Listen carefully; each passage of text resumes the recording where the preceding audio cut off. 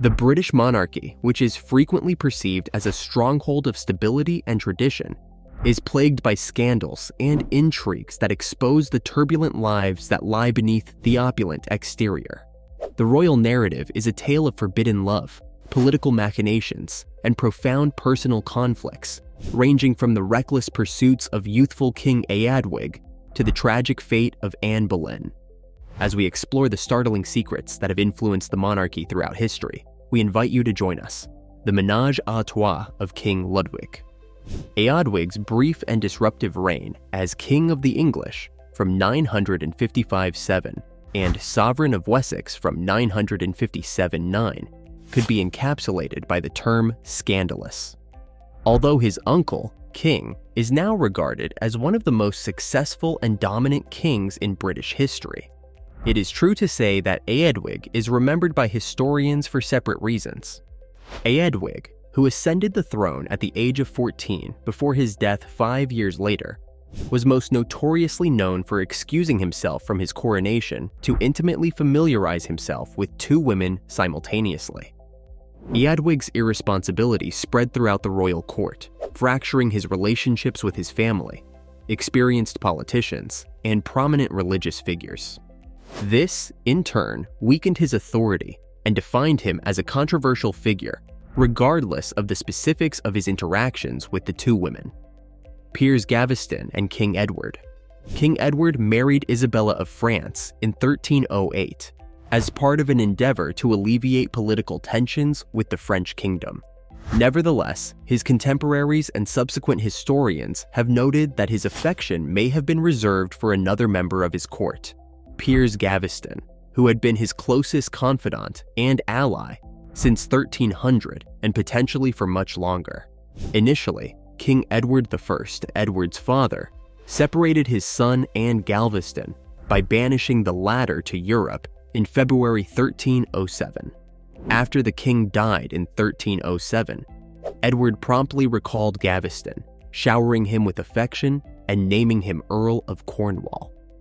A year later, in 1308, Gaveston was exiled once more, this time with the unwilling assent of Edward. However, the connection between Edward and Gaveston persisted, and by 1309, Gaveston had reclaimed his earldom and returned to England. Edward I's eventual deposition and death in 1327 can be partially attributed to the pair's relationship, despite its intimacy. This behavior provoked consistent outrage. Henry and the murder of Anne Boleyn. Henry executed his second queen, Anne Boleyn, by beheading on the 19th of May, 1536, on charges of treason, following the initial seismic controversy of establishing the Church of England to divorce his first wife.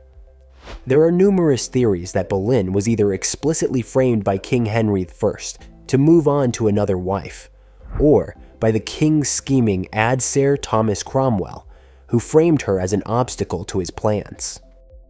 The death of Anne Boleyn was one of several dramatic and fraught controversies that marked the king's time on the throne, as evidenced by his unquenchable desire for more than he had. The extravagance and opulence of the Regency era were defined by George's future rogue nuptials to Maria Fitzherbert, who ruled as regent between 1811 and 1820 while his father was incapacitated. His inclination toward chaos and disorder was only slightly less pronounced than his desire for fortune and prestige. Fitzherbert, a Roman Catholic and twice bereaved, was not a viable candidate for the position of potential queen through a marriage to the future George IV. Nevertheless, he was adamant about pursuing a marriage. The prince was captivated by Fitzherbert's charisma and allure as a prominent figure in London's high society, despite her unsuitability for the role of royal consort. Although the marriage was officially overseen by a Church of England clergyman, it was not publicly recognized because it violated 2 laws. One that would have required Prince George to relinquish his position in the line of succession as a result of Fitzherbert's Catholicism, and another that stipulated that the king must give his consent to any royal marriage. Despite the fact that Prince George would formally wed Caroline of Brunswick in 1795, who would subsequently become queen. He maintained a tumultuous relationship with Fitzherbert until their final separation in 1811. The crisis of abdication. The monarchy's position is inextricably linked to the Church of England. The Church of England has historically posited that the sovereign's authority to rule was divine in Britain, as it was the direct will of God. King Edward VIII's decision to abdicate from the monarchy in 1936 to marry Wallis Simpson, a divorced American woman, sparked a constitutional crisis and undermined these enduring principles. Simpson's 2 divorces resulted in the British establishment, including the Church of England, considering her a wholly unsuitable and untenable partner for the king, given his role as the defender of the faith. Peter Townsend and Princess Margaret. Throughout its history, the royal family's romantic pursuits have been a significant source of tension.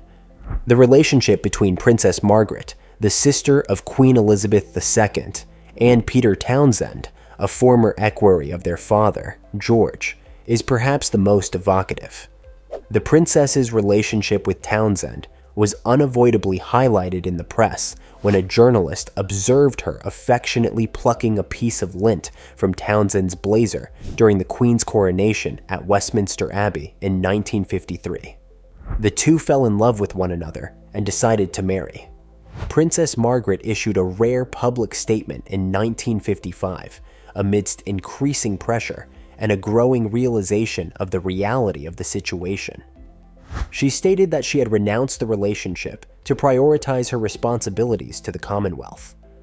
However, she was reportedly never able to reconcile with the lost, forbidden relationship. The dreadful year of Queen Elizabeth. Queen Elizabeth II's reign was perhaps most challenging during the 12 months of 1992, as it tested the fortitude of the royal family and her position at the top of it, all within the context of a changing Britain. In a speech delivered on November 24, 1992, to commemorate her Ruby Jubilee, she referred to it as an annus horribilis, or horrible year, in allusion to the unique challenges encountered by the royal family. The British monarchy has been embroiled in a web of scandals and controversies for an extended period, which has exposed the intricate and frequently turbulent lives of its members. Every episode of the series emphasizes the personal and political obstacles that royals encounter, from Eadwig's heedless pursuits to King Edward VIII's constitutional crisis over love.